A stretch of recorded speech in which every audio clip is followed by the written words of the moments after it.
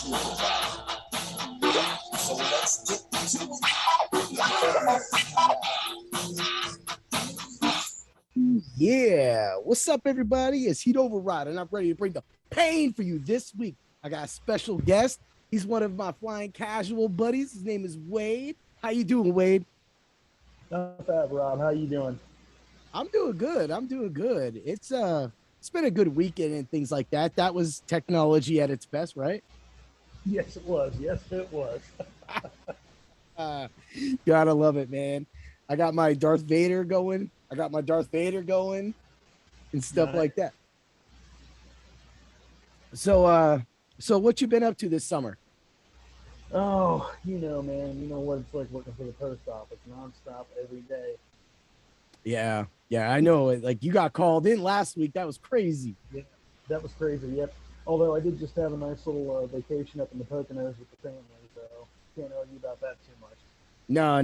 You cannot, man. That's the best stuff in the world, man. You know what I'm saying? We're gonna clap for that. So we're gonna jump right into it, man. Bad Batch, the whole series. I didn't think it was gonna be good. Hmm. What have but I'm beside myself. It's great. What do you feel? I'm loving it. I'm loving every minute of it. Like every week, it's honestly the hype is just about the same as it was for me with like the Mandalorian. It's like every Mm-hmm. week for that new episode, and then when it finally comes out, you get through it, you're like, oh my god, that was fantastic. It was that last episode. We were talking about that before we went live and things like that. That last episode, that's deep. I mean, I didn't think that they were going to be able to get back to their ship during Mm-mm. this episode. How did that work out for you? I I was honestly like on the edge of my seat like the entire thing. Yeah, I didn't think they were going to be able to. I mean, I saw they were doing a part one and two, so I had a feeling they were going to on cliffhanger, but just so much stuff that they dropped in that episode. Like, oh my god, how are we going to wrap this up? Yeah, I mean that moment when Crosshair said, "I had mine removed for a long time." Mm-hmm. Wow, Yeah, that was dude. insane. Yep, I hear you. My freaking jaw dropped when that revelation came out. Yeah, and then you kind of they focused a little more on that scar that time too, because I didn't really catch that. And he wouldn't reveal when he had it removed. So I'm trying to like think. I'm like, now I gotta go back and look at a lot of this stuff because I gotta see if that scar was there because I don't think I saw it the last couple times. Every other scar that they've shown, as far as like the claims being removed, it's usually like right up there by the temple, is where it's at.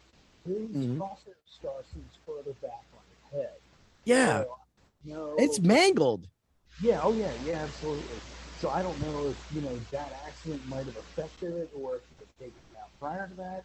Who knows? Uh, Who knows? yeah, yeah, that's crazy. And now you get we already know that there's going to be a season two to this, Mm-hmm. so they gotta live. But we were talking when I was spouting some crazy shit earlier. When I said that I think that Omega force bubbles them and gets them to their ship, and she dies like in the process. Now that's huge. I don't want her to die, but You, that would you, be like a big reveal. And then you think she's force sensitive?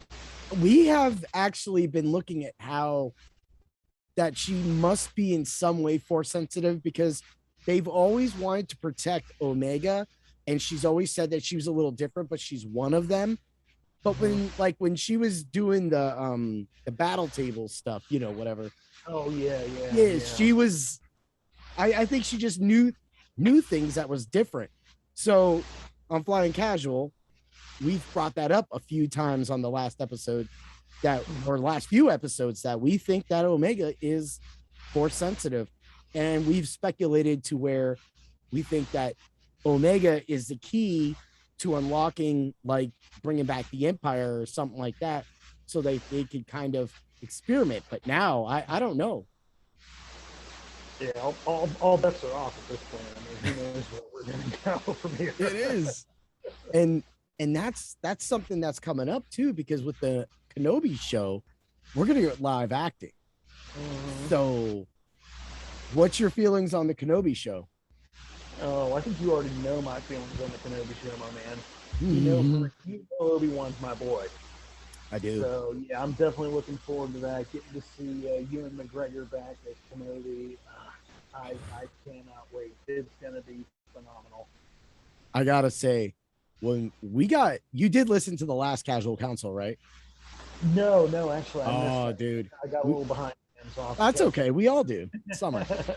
dude. Ever since I like now that I just stay home a lot more, it's like I can't even keep up on the podcasts like I used to. So it's hard because that used to be like my getaway. Now it's like now I'm trimming bushes and mowing the Yeah. lawn. Doing like I can do things. Mhm. So for me, that's crazy. But when we were talking about it, we brought up that this whole show is going to be about like him feeling that he failed Anakin slash now Vader, and then at the same time, I think that there's going to be other things that are going to go with it. Uh, we got really crazy at the end of that, and we started talking about what was it? Time travel with the world between worlds. And like at one point, I was like, "What if like Vader figured it out and met with Anakin?" And then Nettie brought up this moment where he was like, "Yo, Obi-Wan Kenobi says, Ezra Bridger, you're not supposed to be here." I was like, holy shit. Okay, okay. So Huh. we've been kind of thinking Ezra's the the gatekeeper, but how he saved Ahsoka. How does that play towards what's going on into this show? Does Kenobi rehash that? Go on with that. I mean, I hope they don't go too crazy with it. I mean, I would just have to do it more, just more Kenobi content. More of like the not canon, the now Legend Kenobi novel. This is now Okay. years ago. I think that was Kevin Anderson. I think I don't quite remember. I have to look it up. But yeah, and it was just like his time on Tatooine, like right after dropping Luke off with Owen and Beru, like what Mm-hmm. he was going to, what he was doing while while that was going on, plus having to being told by Owen to stay away. He's got no control. He's got nothing in this. Leave us alone. Leave the boy alone. That sort of thing. So it kind of goes hand in hand with what they did with the Ahsoka novel, where he's Yeah. hiding the fact that he's a Jedi, you know, Mm-hmm. concealing his abilities to trust people and just pass himself off as dead so he's still a hermit. I mean, I'd be happy even with stuff like that. Kind of it almost in a way it's almost like kind of putting like the superhero angle on it, like you Yeah. get that secret identity. Like you don't know he's a Jedi, but he's really he's here to save the day. But he's He's no, no, no. Clark Kent. Yeah, yeah, exactly. Yeah, It's Clark Kent. he's just crazy old Ben. Yeah. Yes, he is. Yes, he is. Oh, he's lost his mind.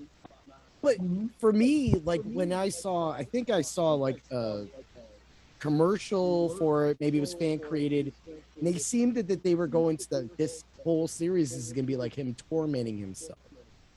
And I'm like, I that would be great to see because right now that we've had so much of like you said from the Mandalorian to the Bad Batch, it's been really good, and it's been kind of like you have these scenes, but we haven't really had like an in-depth like dark, alone moment of Jedi just sitting there by a fire and just thinking, having nightmares. Like we know he's gonna have nightmares.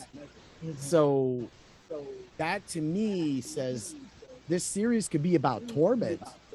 It could be his. And for that's it. Some people might be turned off because it could be boring or it could be too much content. But for me, I don't think it's going to be like that completely, but I think there's going to be some elements of that. No, What do you think? I like that. I like that idea. I like that angle. I think that would be. I mean, to me, that's more character building. That's giving more depth to the character and getting inside his head and finding out like what he's going through, what he's thinking. Like you said, beating himself up or over, you know, oh, I should have done this or I shouldn't have done that. But Yeah. that's not the Jedi way. You have to doing that stuff, but as well as I do, when you're alone with your thoughts, your mind wanders. It happens. It does. And they already said, like, with his flashbacks, that Anakin's probably going to be in him. So for me, that just only says that torment's going to play over and over in his head. And like you said, with everyday reality, that does break people down mentally, to have that completely over and over. Mm-hmm. So I think that they have some crazy ideas with this one. I mean, is there anything like? There's even been like speculation. Like you can look back on episode 4, and you see that moment where Obi-Wan saves Luke in the testing center, right? And he's sitting there and he's saying something about Luke takes him, looking for Obi-Wan. Mm-hmm. And then it comes back. Yeah, that's crazy. Obi. And it's like, okay, like, is he just kind of like snapping out of it and coming, and like all that stuff is kind of rushing back into his mind about like, oh, I am Obi-Wan. I'm not, spending crazy all the time. It's kind of like the situation with Yoda. When you first see Yoda on Dagobah, and he's just this crazy, senile little green creature, and then I was thinking about that. And then slowly over time, it gets revealed. No, he's this great Jedi master. So, yeah, he's cooking weird soup and shit. Yeah. Yeah. So it's fucking, like, is that the hate seagulls? Stop it now. I want to say, whatever you just did right there, it got a little better. So I want to make sure people can hear you clearly. So make sure, like, yeah, there you go. Yeah, I don't know if yeah. But the microphone might have been just pinched or something. It sounds better now. So, because I don't want people to miss what you're losing, because you have that. But we know Qui-Gon is going to be in this as well too. Because he's going to be talking to him. So you're going to sit there and you're going to talk to Qui-Gon, and you're going to be like, did you fail Qui-Gon? Did you not fail Qui-Gon, or was this part of Qui-Gon's? He already saw, because to me, I think Qui-Gon could see the future. I know, I'm going to say, I don't think I know he could see the future. He delved deep into that. So when he said he's the chosen one, he's not really the chosen one. It was Luke eventually. And then Qui-Gon might have some different words, different opinions, because that's what always got him in trouble with the council, is that he was the one that always spoke up. What do you think about that? I hope we do get a little bit of Qui-Gon in it, but I hope that they keep things the way it has always been so far, canonically, that all you hear is Qui-Gon's voice. Because Qui-Gon didn't fully learn how to take corporeal form. Like, he just knew he could manifest his voice. He couldn't manifest his appearance. Yeah.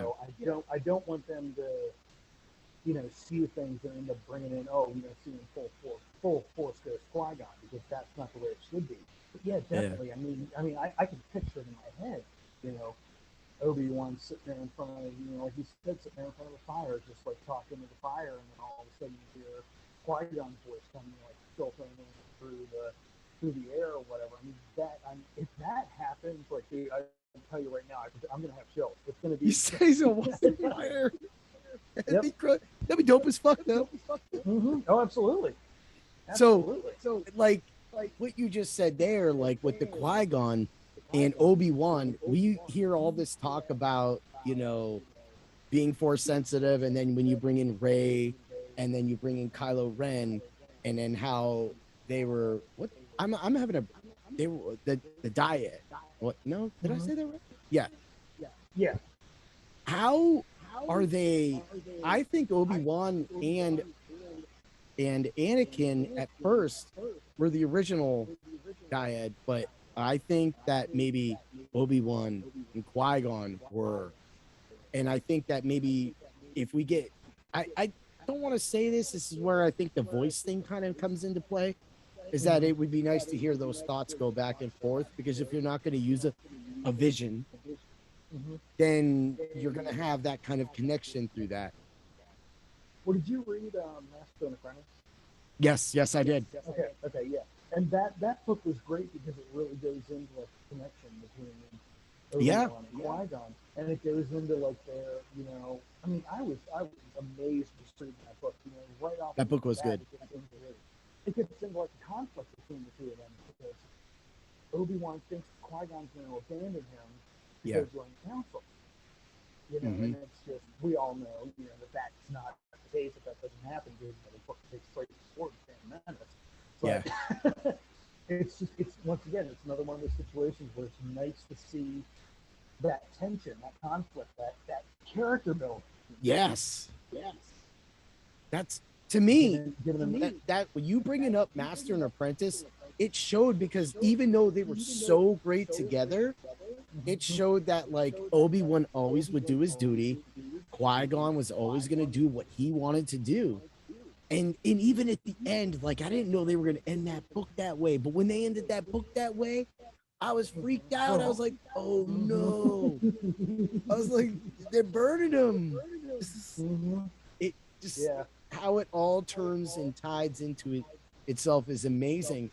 And but I still go back. I love the way that those they switched the crystals out and Obi-Wan and he went through that shield like that. Got him. I was like, oh, that was it. Yeah, It was that was actually one of the parts of the book. Like I read it, and I was like, "Wait, what?" Like I had to go back and reread that, and then it was like, "Oh, yeah, yeah." They was messing with him. Yep. They was messing with him, and that was the thing, is like it was like, wait a minute, why are you letting them mess with you? But they let him, and they did it, and like the whole book together was amazing. And that's what I think is one of the best things about, the Star Wars writing. We talk about like Claudia Gray and everybody that write all of these amazing novels, and it always ties in and what's going on right now with what's canon or not canon. And we all know it, flying casual, everything is canon to us. Everything is Star Wars. It's not canon, non-canon, EU, it's Star Wars. Period. End of discussion to me. As long as you enjoy it and are getting some kind of fun out of it, that's all that matters. I mean, yeah, we can sit here and we can debate whatever all night, but the fact of the matter is, and I said this before, it's like Disney's the one calling the show. Like it or not, they took the story in a certain direction, and that's what we got, And we just gotta accept it. We gotta deal with it, Yep. And I know people, rave about the like the new Jedi Order series, the series of books, and that was something I never read. I never really got into. Now I did read the original Thrawn trilogy. The original Thrawn trilogy is fantastic, great writing, and they can actually, if they did it the right way, they could still work it in and make it canon with the way that those books felt, because they've actually re-released those and introduced them as essential Legends novels, and they're doing the same thing with another famous trilogy of books. I don't know if you know which one it is, but it goes a little into the dark side. Oh, the Dark Bane trilogy is now being considered essential Legends. Yeah. You're not talking about them bringing back like the Death Troopers, are you? No. I'm talking about like the original Thrawn trilogy, Heir to the Empire, Okay. Dark Force Rising, The Last Command. Those have now been, Disney has now re-released those books. Yes, okay. With the Essential Legends heading on it. They've also done the same thing with the Dark Bane trilogy. That's right there. That's where they're trying to tie in that old school. And that's why you're getting so much talk about the old Republic right now. But then we have the High Republic. And to me, the High Republic is great. It's like goober babies just having fun. And this is what we talked about with like Yoda. Like, do we blame Yoda for the, and we had a discussion on this on the casual council, is Yoda to blame for telling them that they got to be more like monks and not training properly for that, and allowing someone like Sidious to pretty much come out of nowhere and destroy every single one of them? Because nobody, even in the wars, you had Darth Revan, Bane, you had everybody in these wars, but they didn't ultimately vanquish the Jedi. What vanquished the Jedi was them being taken from behind. Mm-hmm. Yeah, and even Luke himself said it in Episode 8. It was their own hubris and allowed them to fall because they thought that basically they thought they were untouchable. They thought Yep. they were all powerful and nothing's going to be able to take us down. Nothing's going to be able to stop us. But then here you got Chancellor Palpatine, playing, freaking. He's got that little green Psylop under the table like Lando and Solo, so he's throwing down, the full house, behind everybody's back. So there you go, pulling another peep reference for you. It's crazy, dude. It's crazy. It's Mm-hmm. and I had made the recent mention that I like where Disney's going. So for me, I feel that Rey may one day, and may not, she may not, so don't hold me to it, may be the equivalent of Grandmaster Luke. Therefore, if she is the equivalent of Grandmaster Luke, do you switch up Abeloth and make Abeloth a guy? Sorry, you said the A word. I had to finish my drink. It was coming. It was coming. It was coming. It was coming. Well, when you consider that, I mean, you got to. I don't know. I'm not all that familiar with that storyline. I mean, I know that's kind of like your forte of the Fate of the Jedi. You really got into that series. I do. I love that. Correct me if I'm wrong, but that being is essentially like a dark side deity, correct? Yeah, so when she bathed in the well of knowledge and whatever else, she drank from the fountain, she Mm-hmm. became more powerful. So ultimately, she's not like a celestial.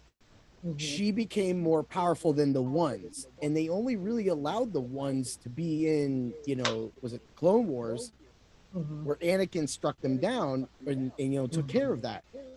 But outside of that, she was locked away in the maw for a very long time by the way it was worked. Another thing that really interested me in that series was CP3O. And I brought this up because while C3PO was sitting there analyzing all this and storing it all, when he runs into the Killick, which is like that insect kind of being things, Mm-hmm. and Okay. they keep history like written.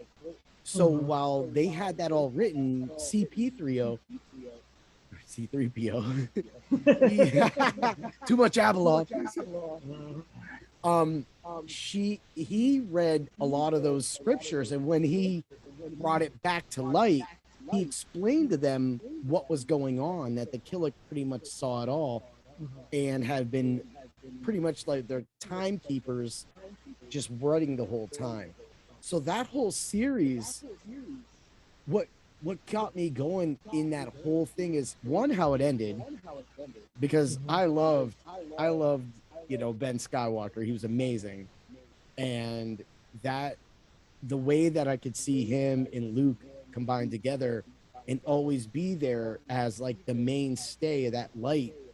And I mean, they went through Luke being injured, and at the end, you seen how powerful she was. She not only had multiple shells that were human, she had possessed a computer, and that to me right there, that's what Jaina Solo had to deal with. That's what, like, Saba 17 had her own entity to fight. Meanwhile, Luke is with I want to say Bane, but it's not Bane. I think it's the other one. He's in there in the the land of shadows, fighting her there, and then she's over here, doing all this stuff. And in the end, when you look at it all, it's like you could say she's a being, you could say that she's like an entity, but allowing her to be in multiple places at the same time, that's freaking scary. That's Okay, scary, and that's how powerful. yeah. Okay, so that's what I was trying to get to. Is the fact that she's able to possess, you know, What other was that again? You gotta come forms. out. I said, since she's able to possess other forms, Yeah. who's to say she doesn't take male form this time? Yeah. So, And I mean, there you go. I mean, if you want to talk about the fact that she's an entity, that she's basically a god, she's, you can consider it being gender neutral, because she could take over, whatever there you she go. wanted to, whatever it wanted to, That's a good at any fucking given point, point. man. I didn't think about it that way. She could There be you a go. guy And see, there you go. easily. And I haven't even read the book, so there you have it. I think she actually. No, she I want to say that she took over Kent or Ken, Grandmaster Ken. I want to say she took. No, I think he was at. It's been a while. It's been a few years since I, got into him. So it is definitely there's a lot of content, but I want to say he was. Yeah, he was definitely acting on his own. But like, yeah, she could easily be one of those things and hidden. And since they're talking about the Outer Rim now and the Bad Batch, you had that work in Solo, and you're getting exposure, and then you go back to the world between worlds, so you have time travel, and then you have um something's really crazy on your end. I said the unknown regions were even mentioned in Rebels. Yeah, yeah. So rebels, when you do all that together and you combine it, you have everything you need to explain the next step in Star Wars. What is the direction they'll take? That's the biggest question, and we'll figure it out soon enough. Possibilities are Hell yeah. So anything you want to add to the Bad Batch? You want to add a little Mandalorian, how that might tie in? How about Cal from Fallen Order? all You I gotta say is I find this funny because my wife and I have been going back and forth a lot lately. I mean, we've been watching the Bad Batch, of course. Every new episode's been coming out. But and I don't know if you know this or not. She is actually currently doing a full canon reboot at the moment. Hang on one second, Tom. I gotta show up. okay? One second. So while he's gone, we'll talk about what where Star Wars could be headed and things like that. So where I think Star Wars is going to be headed is that direction. I think that eventually it's going to get back and go and fix itself and introduce a new supervillain that Ray has to actually take down. And that doesn't mean Ray is the Grandmaster. You back with us? Yep, I'm back with you. Okay, now what I was saying is my wife is actually currently doing a full canon reboot. Like she kind of recently got into the Star Wars fandom and had only been watching the movies, hadn't been reading any of the books or anything like that, but was just curious to know more. Wanted to see how everything connected, how everything went together. So we started picking up canon novels little bit here and there. And she started with the earliest possible book at the time. With the earliest book we had was Master of Friends. And I started reading through them in chronological order. When the New Republic book came out, she went back, read through those channels, and then jumped back into the time. She is currently up to Clone Wars and is actually watching through the entire all 7 seasons of Clone Wars. And we were sitting watching a couple episodes the other day, and we came up into season 4 during the Battle of Umbara. with General Krell. Mm-hmm. Okay, now the one character name is just going to keep the one flame different at hard cases. Mm-hmm. The I'm hearing hyperactive you. I'm just missing. heavy sleeper or whatever you want to call him. And we're sitting there watching it. She, out of nowhere, she's like, "Oh my God, he reminds me of Wrecker." And I sat there and I listened to him. I paid attention to his narrative, and it's like, "Oh my God, she's right." Because hard cases of Wrecker, they have that kind of like, "Hey, I'm doing this for fun" kind of personality. You know, it's like, "Hey, I'm getting a kick out of this. So I'm just gonna, bust some heads, and, whatever." Yeah, I mean, because of the parallels and stuff that they're pulling in from the Bad Batch series, but yeah, in terms of the statement that's why when we went down to Disney back in Mm-hmm. May, um, I was trying to find the Wrecker coffee mug that they had released while we were in the park. I couldn't find it, so after we got back, I ended up ordering this stuff from Scott Creek. Oh my God, the thing was a mess. It's like a 32-ounce coffee mug. It's ridiculous. It is huge. But yeah, it's like I saw that and it's like, you know what? I had to have that mug, he's such an enjoyable character. And I think he's probably, I don't know, for some reason I think he's the most relatable Mm-hmm. because he's that big tough guy, but he's also got that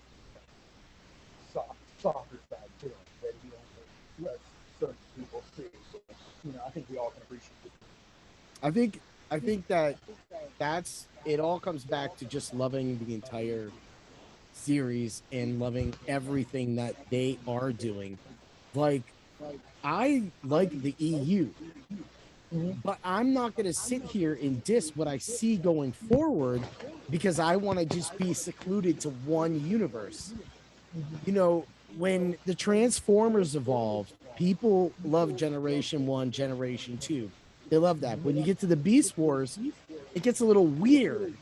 And a lot of people turn that off and they're just like, whatever, it's not. And then you see the transgressions through the years. What really rang me different was one time I was having this discussion with this guy Corey at Pizza Outlet one time at night. We were closing, and he started like talking, and he was like, "Yeah, I never understood where." He was like, "I love Beast Wars, but I never watched like the original." He was like, "So I always wondered like who made Prime," and I'm like, "Dude, that's all answered." And he's like, "What do you mean?" And I'm like, "It's answered." So we sat there the whole night, and I started like plugging in things and stuff, and he's like, "Oh, so that's like what happens there," and I'm like, "Yeah," and I'm like, "It's a different story, know it all," because even if it intertwines or doesn't intertwine or whatever it does, it's just more. And right now, during what Disney is doing and what they are doing great right now is telling the stories that happened in all the years that were off. We're getting stories between, before episode 4 and 3, and we're getting stories between episodes 6 and 7. Well, we didn't have 7 back in the day. We've always known the books were the ones that were to go. You go into the Dark Empire, you go past that, and you go into. We were bringing up the last time on Casual Council. I brought up. Well, I didn't bring it up on. It was after the show. I was talking to them about Millennium Falcon. Millennium Falcon sets up the Fate of the Jedi series, and everybody goes like we're sitting here during some of the book shows and stuff, and they're like, why do we want to read about a ship? It's not about a ship. Have you read Millennium Falcon?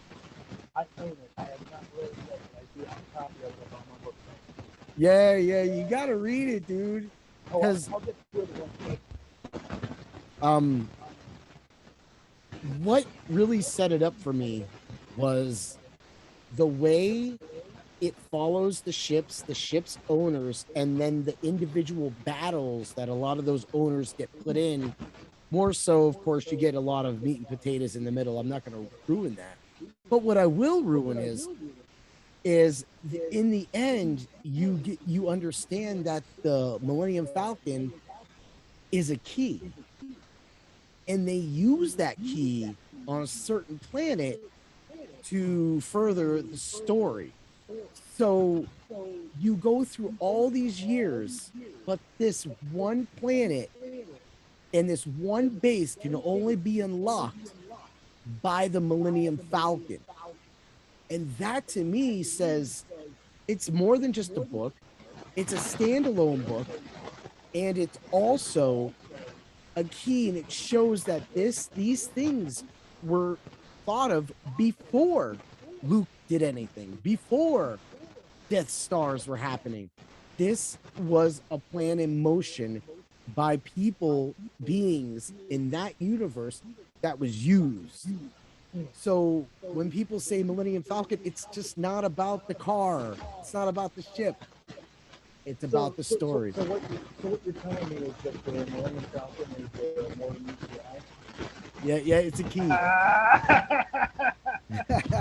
Pull that Transformer reference right there. It'll turn into like some, yeah, it'll just turn. It doesn't do that, but it does unlock something. And I will say it goes on a planet that is burning pretty much from the Yuuzhan Vong. So, and then there's a moment with Han, because we all know what eventually happened to Chewie. Right. So it really ties a lot of that. It has Lando in it, so it's almost like it's like a mishmash. It's almost like Queen of the Damned for Anne Rice, where you get actual interview with a vampire in a summary inside Queen of the Damned. Well, everything's a summary when it comes to that book, but it's just a neat thing. It's a neat book. It's a real fun, and you'll love it because there's this battle arena part, and you get to that battle arena part, it's pretty good, dude. It's definitely one of the because I kind of looked over some of the books and it's like some of them it's like I'm never gonna get to them, so I kind of decided I'm gonna let some of them go, but that one's definitely one. Yeah, dude, get the audiobook. Get the audiobook if you need to. I have a sweet hardcover that I got off of some guy on Facebook. Yeah, like a bunch of them, like maybe $7 or $8, like $30 for like all of them. Oh. Yeah, and then I went up there to pick it up, and he was like, "Oh, you want this too? I'll throw it in." And it's like this big, like coffee table book with like Star Wars, like technical guys or something like that. I'm like, "Hell yeah!" I'm like, "Yeah, I'll take it, sure." That's awesome. Yeah. When you get to it, like I'll say this eventually when you get to it, the quote, "There's always a bigger fish in the sea," will ring very true during that arena fight, because you are gonna like literally you just like, what is going on? And then another thing too, what I really love about the EU books that kind of happened in Thing 2 is Leia, and how there's a point, I think it's maybe not in that book, but it's in the Fate series, where Han goes, "I could always tell her lightsaber buzz." Like she saves him, right? And he goes, "The familiar lightsaber buzz, it always gives me a smile," and stuff like that. Like Han knew her lightsaber buzz, man. That's deep, but that's life. That's like when you come home and your dogs are at the door. Like Han was out, man. It was kind of like sexy in a way too. Really look at it and like separate time. You go back to one, like each individual lightsaber has its own kind of tone. Mm-hmm. And that's one thing that considering I've collected so many of them, Mm-hmm. the Galaxy's Edge Legacy Edition. I want to.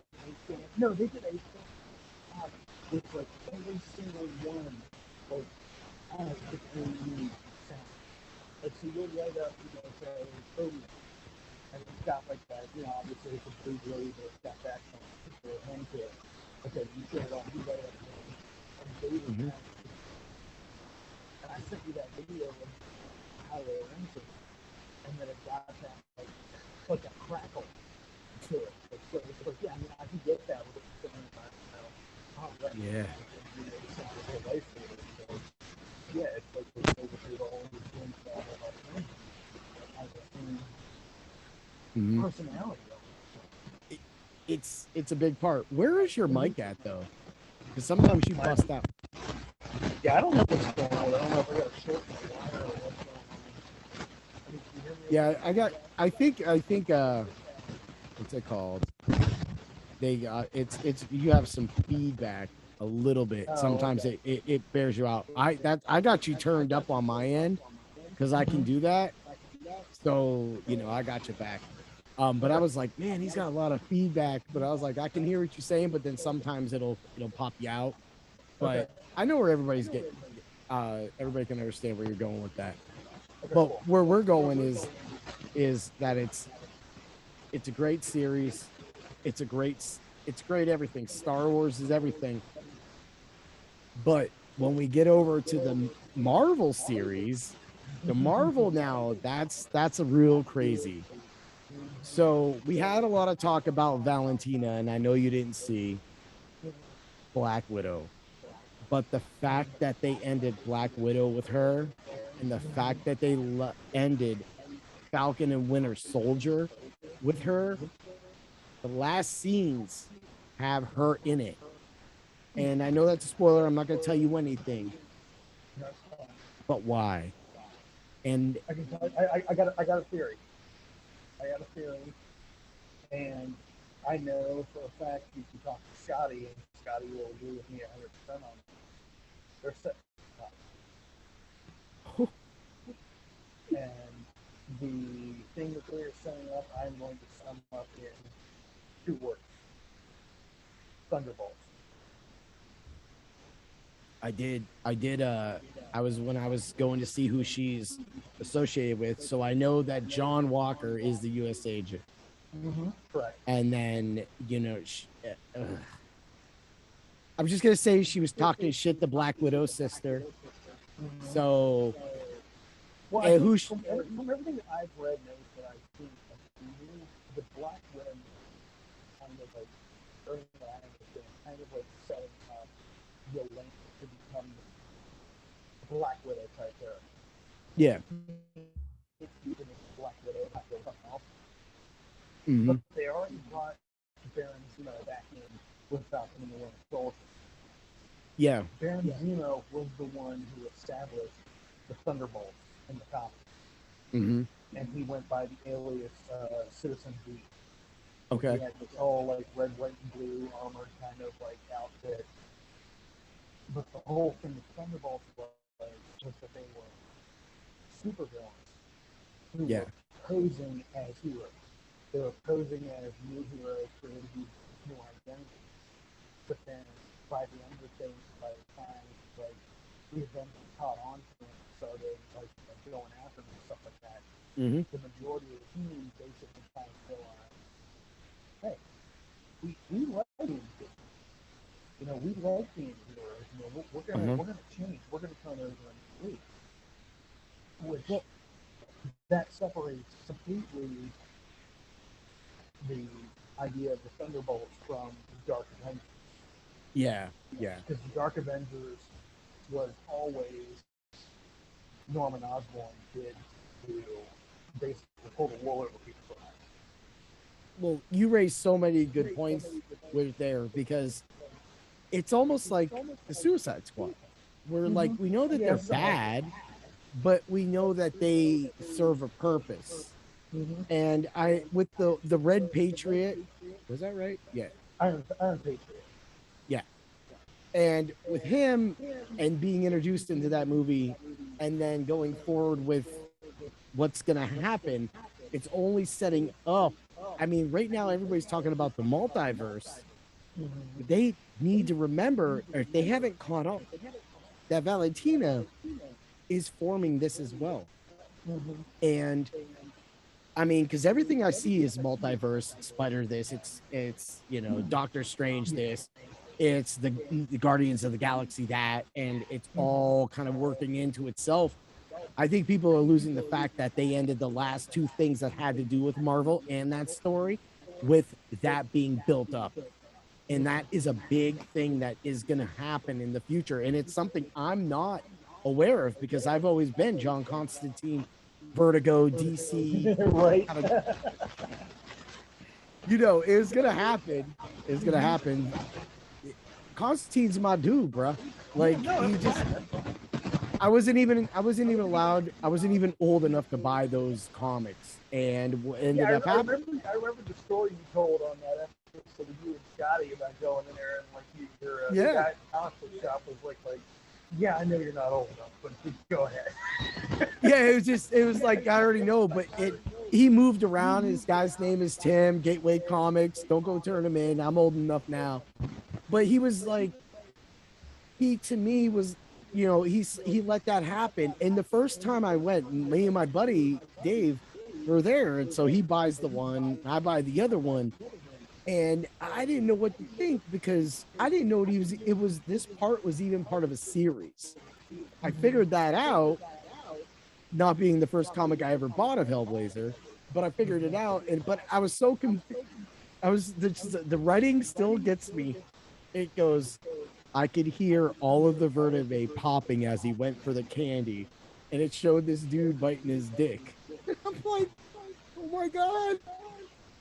I'm like, yes, and it just the graphic they made for it. I'm like, oh shit! It was disgust. It was good, and Well, at the end, did you ever read the Preacher series? I did not, but I heard about it. You got to check out Preacher. You gotta check out Preacher. If you like Hellblazer, Everybody. you gotta Oh, okay. I hear about Preacher a lot. Okay, I have to. Anybody listening to this right now, you got to go check out Preacher because to understand. Start from the beginning now. Like go to like issue 1 and go from there. Otherwise, you're gonna be lost. Yeah, it introduces that like dark element to it. And what's crazy too is just like I've told you before, one of the hardest comics to get is the comic Sandman was created in, because the Sandman people and the Constantine people want that. That's the one comic I don't have. Like I bought this whole, like back in like eBay 90s, I bought this whole pack. It was like 1. I was like, oh shit, I'm getting a third number 1. It was like 2, 3, 4, 5, and I already have some of these. It was like all the way up, and it got to that one, and it just missed it. I'm like, come on, man. But so close. Yeah, it is. But the thing is these comics too, they cross a lot of barriers, and not just being dark. British talk is different from American talk. So, like back in the day, I didn't know that the word fag was a cigarette in Britain. So at the end of that comic, after the dude bites his junk, Constantine just walks out and he's like, got a fag? And I'm like, and then I go to my buddy John and he's like, I don't get this. And he's like, oh, British, man, that's a cigarette. I'm like, oh, it makes sense. But I didn't, that's like issue 66 or 67. And then when I read everything together and I got to that point, I understand that man was possessed by a demon. That's why he was able to break his back to go for the bread. Not that we should be talking about that much.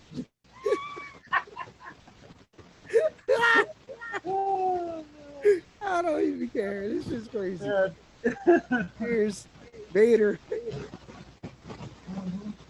I gotta say, that wraps like a lot of things into it, and it shows that no matter, was I mad at Keanu Reeves for doing this or whatever? I don't have tattoos there. I got them here, and making that power that he did in Constantine.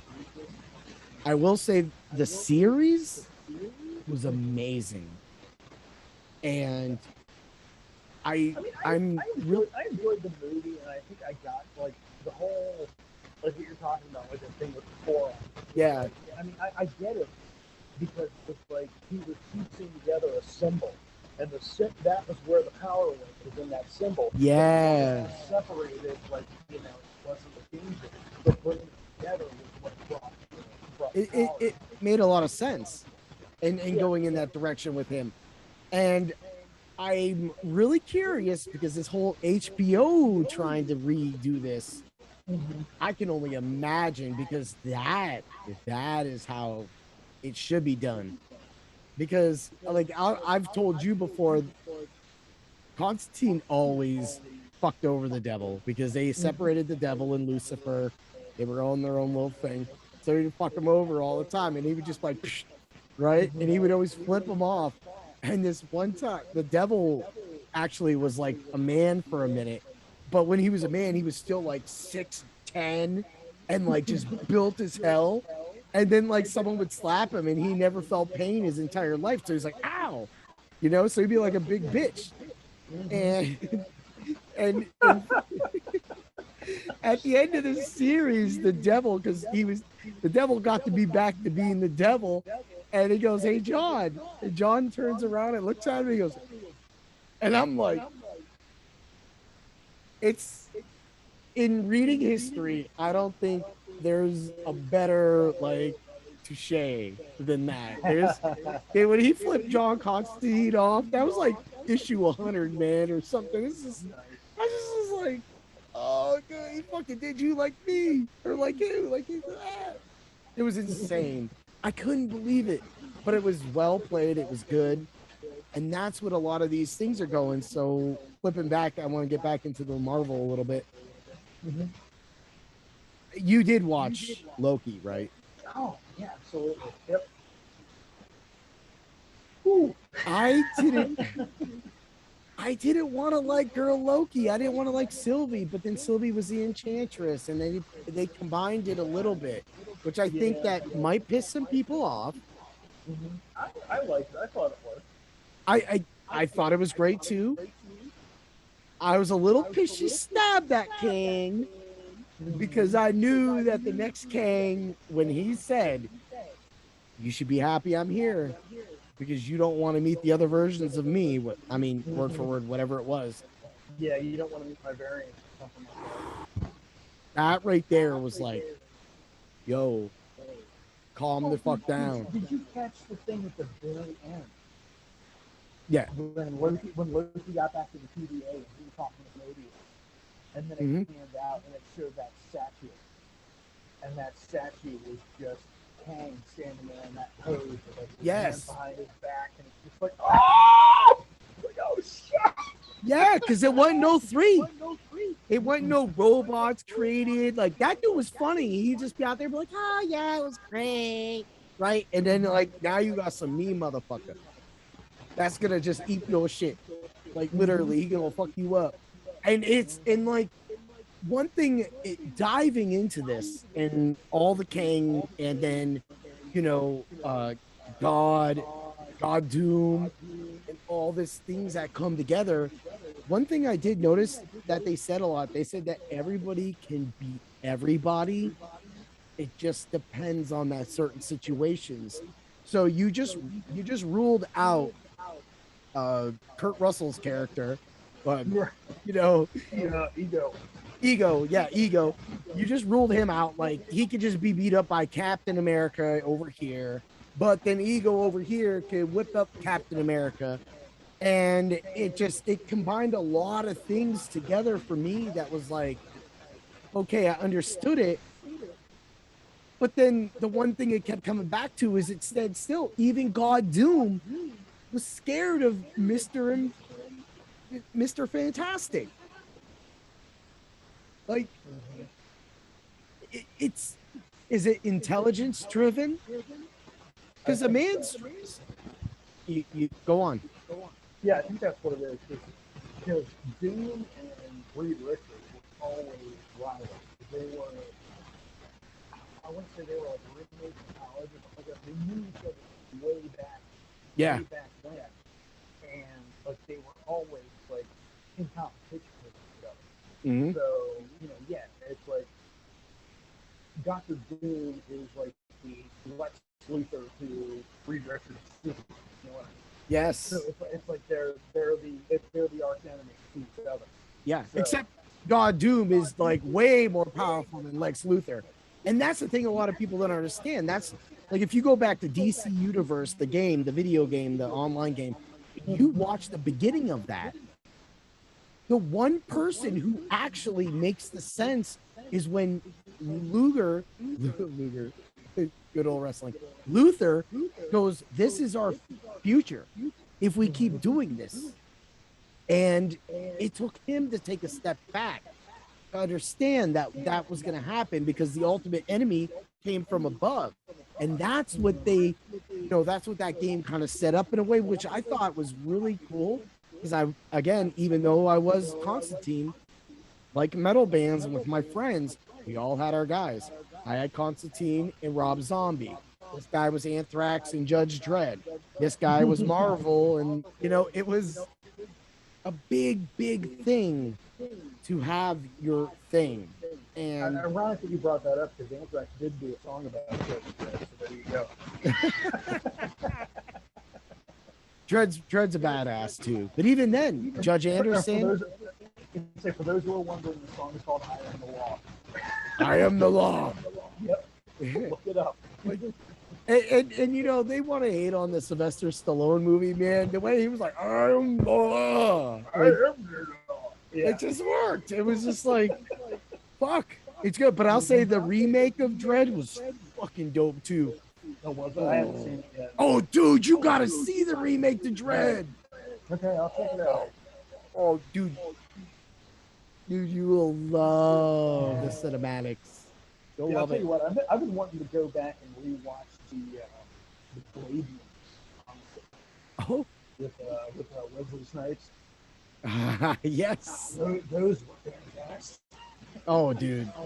You can't replace that. Like, I tried getting into that Blade series, and I'm just like, the minute I turned it on and I didn't see Snipes, I was like, I just turned it off. I'm sorry. Like, I get it.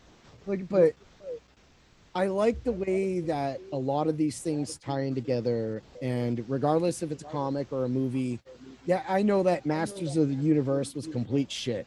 Okay. But then Skeletor jumps out of the water and goes, I'll be back. And nothing ever happened. And now we have Masters of the Universe remix, and everybody's older, and I like it.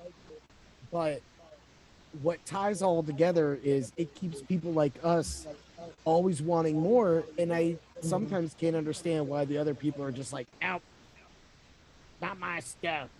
I'm like, dude, so you're gonna put that down and go read like Anne of Green Gables or something? Not that that's a bad book or a bad movie.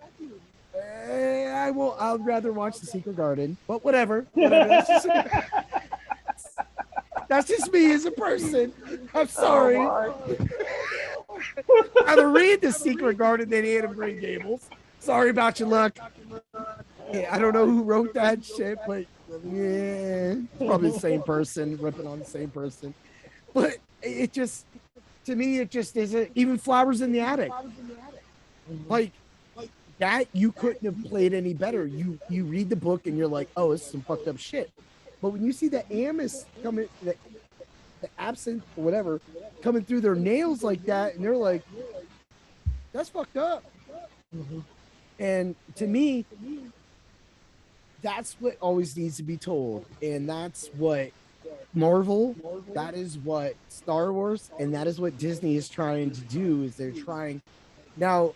I don't want to see Star Wars go full multiverse. Okay, that'd be a little weird. I really, to be honest with you, I really don't want to see Marvel go fully that route either.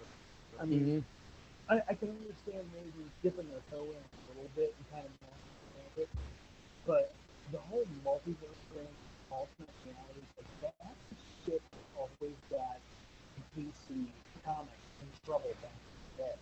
And how many times do they have to go and basically make this world-ending event just to reset their hand because they fucked so much stuff up by bouncing around. Oh, wait a second. Why was Batman doing this when he was doing this? Oh, that was an alternate universe. Yeah. Well, okay. That's how they just retconned everything. So, yeah, it's like cheap out. yeah, that happened in a different timeline. It's like, no, you just don't have consistent writers. That's the problem. So it's like they had to go. What was the first one? And Well, it's like no, throwing in I Nightwing. have, yeah, no, well, I have the graphic novel. I gave it to my Crisis on Infinite Earth. 1985 was the first time they did. It was like a full, like 12 issue series. Like there For was some this reason, I villain. think I have that. Yeah, there was like a villain who was basically like taking all the worlds and just like colliding them, like and destroying all the multiverse. And Hmm. basically, what they did is kind of reset the timeline, combined everything into one Earth. Hmm. But you had characters were pulled over from Earth 2 into the Earth 1 timeline. And, this guy was brought over here, and it's like, Hmm. okay, well, we've got this guy here now, but this person's gone. So it Yeah, was basically just DC going, boom, and hitting the reset button. And it being like, is. okay, this was a popular character. We're bringing him in. This guy nobody likes, so we're getting rid of him. And, Yep. like, yep, Well, the new whatever. Captain Americas, like we know they're coming out with one, so this is going to be, at least in my opinion, I haven't done a little. I've done none. I won't lie, like because I want to be surprised by it. But the new Captain Americas, that's going to be him putting the time stone back. And I've always said, like when he goes to throw back the Soul Stone, he's going to meet Red Skull.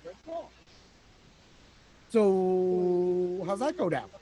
Yeah, right. Like we all know what happened. Like we know he was, which I think Yep. is for like if you're like an ending boss or something like that, and you do some couple punches and you flip around and you do some stuff and you go whoop whoop. Come on, give me some more than that Yeah. though. But that's No, I would pay to see the movie of Chris Evans as Captain America going back through time and throwing all these things. That would be just freaking great. oh like, but I mean, that's supposed to be Captain America. Was it Thor? Is supposed to happen. Hmm. So it's got to be that. But I mean, I think that's years past that because they want to explain the multiverse. Unless, So unless they pick it up with Sam Wilson as the new captain. see, I was just thinking a little bit about that too, like just sending his ass back. Mm-hmm.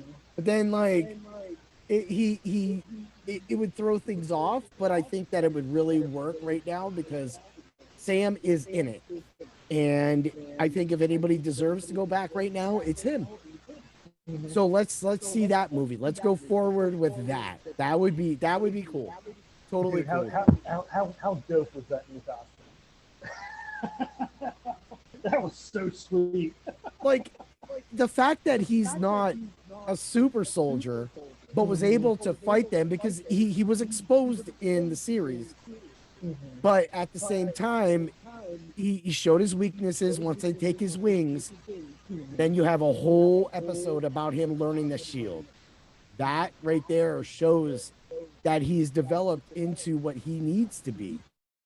But then I was reading something too that they were thinking about when Thanos came out and had his weapons sitting there. That one take was supposed to be Captain America's head on top of that, but they ditched it and then went with that. So they went with him getting Molger or whatever, and fighting Thanos, which was cool, good stuff. Make him old. Went back in time, saved some things, sitting on a bench. Everybody's sitting on a bench apparently. Uh, I like that. I like that the ways that it was told. And another thing too is a lot of people might not be talking about is Goliath. So this version of Kang used Goliath as a weapon, and he said that. However, the other version of Kang was fighting Goliath because he didn't want to. That's another A word, by the way. They try to change that to me, but it's like Aboleth Goliath. Scotty was like, no, not another A word for Rob. But so now, if you're going to change things, Goliath is going to be different. That's going to be a whole nother thing. So I welcome that. I welcome where Star Wars is going to go. And I welcome that what Disney is doing is what they want to do. And they want to explain more of the universes that go around and the timelines that go into it. And if the EU people like it or not, then you're missing out. How can you end it one book? Because even when you end and you go to Cade Skywalker and Cade Skywalker being a badass, that's cool. But I still want to know what happened with Ben Skywalker and Vistara Kai to this day. I don't care. Like Vistara Kai was freaking an amazing character. She was everything you wanted in a Sith. And then being able to understand, she took her dad down. She killed her dad. Like straight up. Oh, I probably shouldn't have said that. No, Oh, I got a little about myself on that one. So if you read the fate of the series, yes. But there's a love infatuation between them two. And that, the story, and everything that goes forward in this right now with all these stories like Visions, people might be turned off with the Japanimation. Nope, I'm cool. I'm cool because that's another part of a universe, not a multiverse, that I will accept. yeah, I've always been like as far as anime is concerned, I don't necessarily consider myself like an anime fan. There's a couple series out there that I've watched that I've enjoyed, but I don't get hardcore into it. And Yeah. it's like you see a lot of it going on like nowadays, like online, where it seems like everybody seems to take like everything and put like an anime spin on it. And it's like to me, like that's not like I don't understand why people why like what the opinion is that. But at the same time it's like yeah, okay, it might give us some, new, stories, and apparently they've already admitted that the vision is not to be considered canon. Mm-hmm. But so what? I mean, it's still going to be some fun content. I mean, so Yeah. why bitch? That's that's what I think people forget is when, and I know that I cannot explain all this right now, but the way Anne Rice brought the vampires and the witches together, that Yeah. is just amazing. And I've read so many books. I wanted to know more about Marius, and I got that in Blood and Gold, which was Mm-hmm. freaking amazing. But then you hear about what happened with Armand, and I mean, you're getting slave traders, you're getting sex slaves. Sorry, it happens in those books. Anne Rice is just not going to play a game. And when you get like, I got to when I was reading all this, my buddy John, the guy, because he read them all. He was the guy who was like, I'm going to be Witching Hour, and I was like, oh, I'm going to be the Vampire series. And then he went and read all the Witching Hour, and then he went and read all the vampires. And I'm like, he was like, dude, wait till you get to Blackwood Farm. And I'm like, really? I got the Blackwood Farm, and I'm like it was really deep. The way that they played it and they followed the characters and how they incorporated the vampires in that one. It's I'm gonna say it's not my most favorite book, but if I had a five of Anne Rice's right now, and now I have not read Prince Lestat, I have not read Lestat and the Stories of Atlantis, and I think there's another one after that. I'm not going to even name it because Blood Communion. I think that's yes, yes, yeah, I haven't read those either. I'm gonna say Blackwood Farm is definitely top five, and then I want to say, well, I'm not gonna, like, it's gotta be Knock the Devil. Like that's up there too. And I love Blood and Gold. Blood and Gold explained it so much because it just brought Lestat in. But right there, I probably got to say those three, and what fills out the other two, I got to step back from because there's so much content, but there's so much of the way it goes when they intertwine. And I'm not talking about Vittorio or that's all spin-offs and stuff like that. Right, right. But Did you get the Blood Canicle yet? yeah, yeah. Yeah. No, Okay. no, no, no, I have not. No, that's the one that's after Blackwood Farm. Yes, yes, yes. That's the one I'm on. Oh, you There fucker, you you fucking finished it. go. Years ago, dude. Years ago. Oh. That was Because that's the one, and then it goes Prince Lestat, Atlantis, and the Mhm. next one. Yeah, yeah, Uh, because Blood Canonical was like the last one for like years, yes, it and was. then sometime in like the early 2000s, he brought out Prince Scott, which he hadn't put out anything forever. Yeah. Yeah, Blood Canonical was really good. And She then was into the Angel series and the Werewolf series then. yeah, So I mean, she was doing that. You're talking, God, top five out of the Vampire Chronicles. I mean, I'm gonna have to go with what was considered the original five out of the series. Interview, Vampire See, Lestat, Kill the Body Thief, um, this is Tale of the Body Thief, Queen of the Damned, the Vampire Lestat. and then Knock the Devil. Yeah. Yeah. Those, Neem Knock, whatever you want to call them, because you just said something different. You know, I think a lot of people too, the Tale of the Body Thief, that's where I actually got burned out. I read all three of those books and I got to that point. That was when I started out. Like I got them over here, right here. It's like I can, if I like, I have hard covers because nice. I like the big words but somewhere my Queen of the Damned came up missing. So I started like hitting people up. I'm like, yo, you got my Queen of the Damned argument. I'm like, man, I know I let you use that. I'll And tell I'm you what. like, I didn't get that. You want to know what happened to me? What year was it? Whenever freaking Hurricane Sandy came through. That was what, 2010 maybe, something like that. Yeah, I'll I just had go all with my that. I had all my books in storage down in the basement. Our basement flooded. Oh, I lost like 3/4 of my book collection. Like the majority of my King races. oh my God.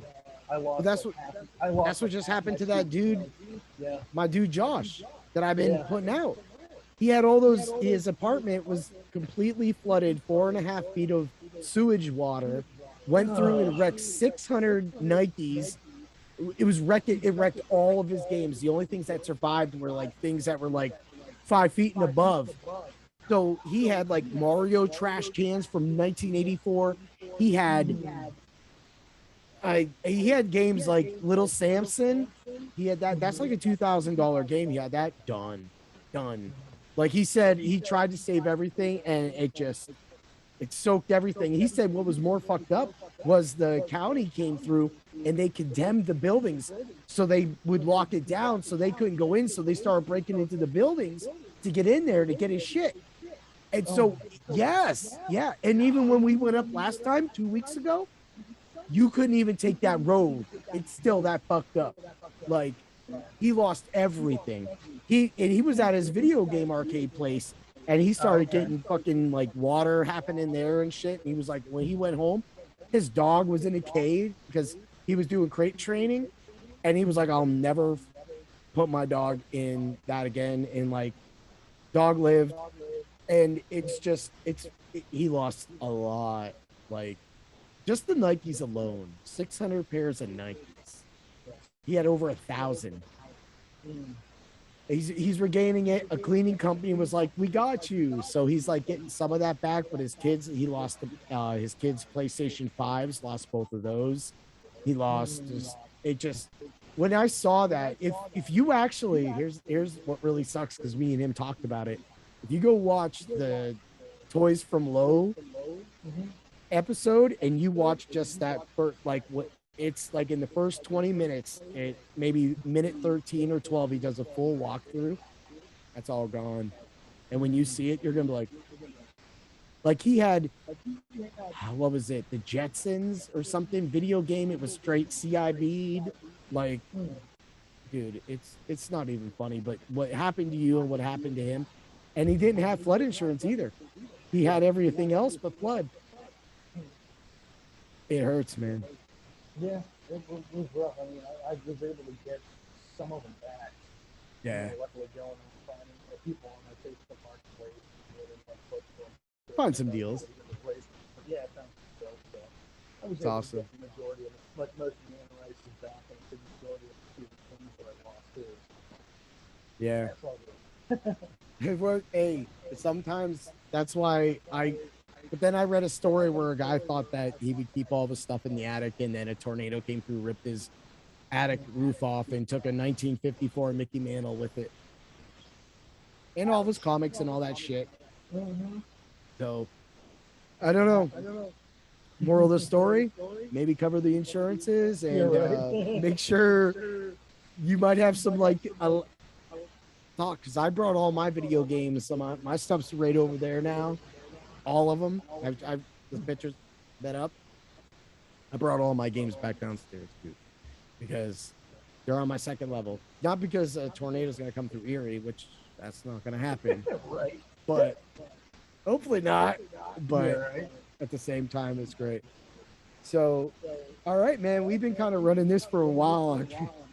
Yeah. um, we definitely have to do this again. Absolutely. Ending thoughts, man. Give me something. Either Uh, Marvel, Star Wars, both. Where do you want to see it go? you know what? I'm just gonna end this off on a blanket good thought. Take care of yourself. Take care of each other. You know, look out for your brother. Look out for your sister. We're all in this together. Love that. I like that. You're right. You're right because when I just went up there, we went up and we gave him clothes, Josh, and everything like that. We did that. You just got to look out for people. He was telling me a story about people actually that didn't like him or they have a video game business up there. They went by his house and they took pictures of it and put it on Facebook laughing about it. It's fucked up, man. That's I you gotta you sometimes you have to set aside that maybe somebody's doing better than you or doing the same thing as you and there's a competition. But when someone gets hurt or somebody has like that happen, you don't kick them in the face. You don't kick dirt in their eyes. You help them out. You help them back up. That's what you do. Right. That's what I love, man. All right, we're definitely going to do this again because we didn't get into dressing up or anything like that, and we're going to get deep in that because I know that this stuff. But it was an honor to finally talk to you and get this episode done. You too, man. It's definitely been a blast. I would definitely do this again. Oh yeah, we're going to do Fun this, times.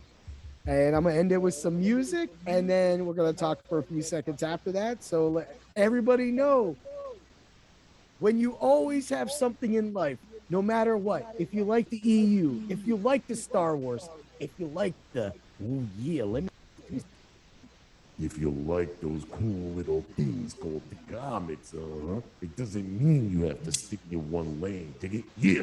You just gotta be the macho man, Randy Savage, doing his thing, spinning around, and always bringing the pain. Ooh.